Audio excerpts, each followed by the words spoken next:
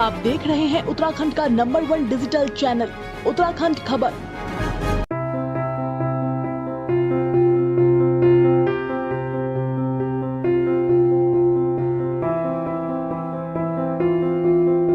नमस्कार, उत्तराखंड खबर में आपका स्वागत है। मैं आपके साथ प्रियंका रावत और हमारे साथ मौजूद हैं ज्योति ग्रामोद्योग संस्थान के चेयरमैन अजय सैनी जी। सर, पहले तो बहुत बहुत स्वागत है आपका उत्तराखंड खबर। नमस्कार।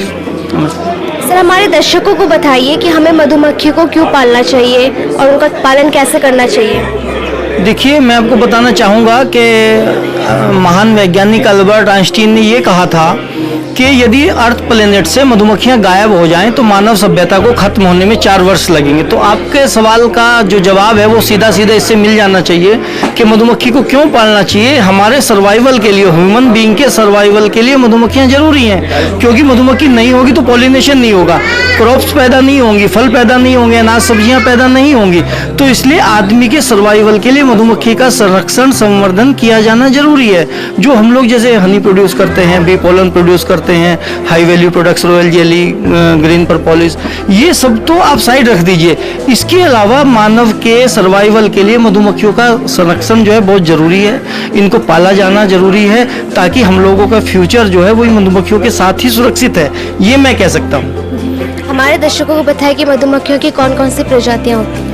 देखिए, हमारे देश में जनरली जो मधुमक्खी की प्रजातियां पाई जाती है, एपिस डॉर्सेटा जो जंगलों में रहती हैं, बड़े पेड़ों पे रहती है, वो खुले में रहती है, सबसे बड़ा साइज होता है। इसके बाद एपिस सिराना इंडिका होती है, एपिस मेलिफेरा होती है, एपिस मेलिपोना होती है, स्टिंगलेस भी होती है। ये मुख्य रूप से हमारी प्रजातियां पाई जाती हैं हमारे देश में। लेकिन मुख्य रूप से जो पाली जाने वाली प्रजाति है, जो डोमेस्टिक बी हम जिसको बोलते हैं, वो एक एपिस मेलिफेरा और एक एपिस सिराना इंडिका।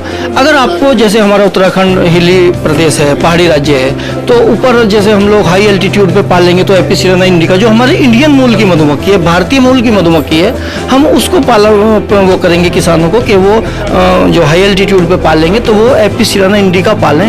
पहले से भी अगर आप देखेंगे, जो घरों में, पहाड़ में अगर जाएंगे आप, तो घरों में प्रावधान होता था, जाले छोड़े जाते थे मधुमक्खियों के लिए। मधुमक्खी को लक्ष्मी स्वरूपा कहा जाता था कि जिस घर में मधुमक्खियों का वास होता है वहाँ समृद्धिशाली वो रहता है वातावरण। तो इसलिए हर घर में ये 2-4 जाले छोड़े जाते थे ताकि मधुमक्खियां वहाँ रहें। तो इसीलिए हम लोग पहाड़ में एपिस सिराना इंडिका पालते हैं और जो प्लेन्स में, फुट हिल्स में, उसमें एपिस मेलिफेरा पालते हैं। देखिए, मधुमक्खी का कम मात्रा में काटा जाना बहुत फायदेमंद है, क्योंकि मधुमक्खी से काटने से अर्थराइटिस नहीं होता है। चाइना में, थाईलैंड में तो एपीथेरेपी सेंटर्स हैं जहाँ पे लोग कटवाते हैं और पैसे भी देते हैं, क्योंकि जो अर्थराइटिस का अगर इलाज है वो मधुमक्खी के काटने से ही जो जहर शरीर में जाता है। लेकिन कम मात्रा में 2-4 काट लें, कोई दिक्कत नहीं है।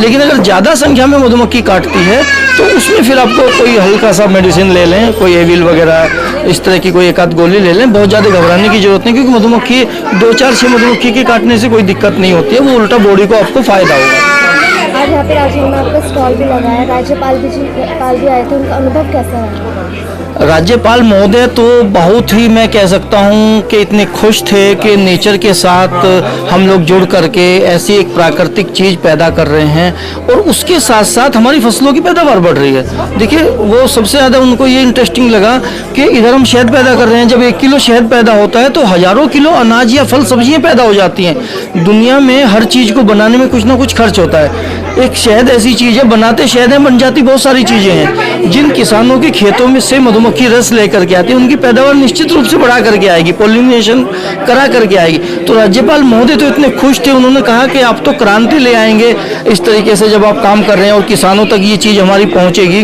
वो शहद पैदा करेंगे, परपोलिस पैदा करेंगे, पोलन पैदा करेंगे। इन सब चीज़ों की जानकारी जब किसान तक पहुंचेगी तो निश्चित रूप से हमारे किसान की आय दुगनी होगी और वो एक समृद्धिशाली जीवन व्यतीत करेगा, जो भारत सरकार का, हमारे आदरणीय प्रधानमंत्री जी का सपना है। तो मधुमक्खी पालन के रास्ते से मधु क्रांति की ओर बढ़ते हुए वो चीज पाई जा सकती है। इसको लगाने में और कितने लोग हैं आपके साथ जुड़े हुए इसमें? देखिए, हमारा जो ऑर्गेनाइजेशन है ये भारत कृषि मंत्रालय, भारत सरकार का जो नेशनल बी बोर्ड है, वो पूरे देश में मधुमक्खी पालन को देखता है और मैं उसका मेंबर हूँ।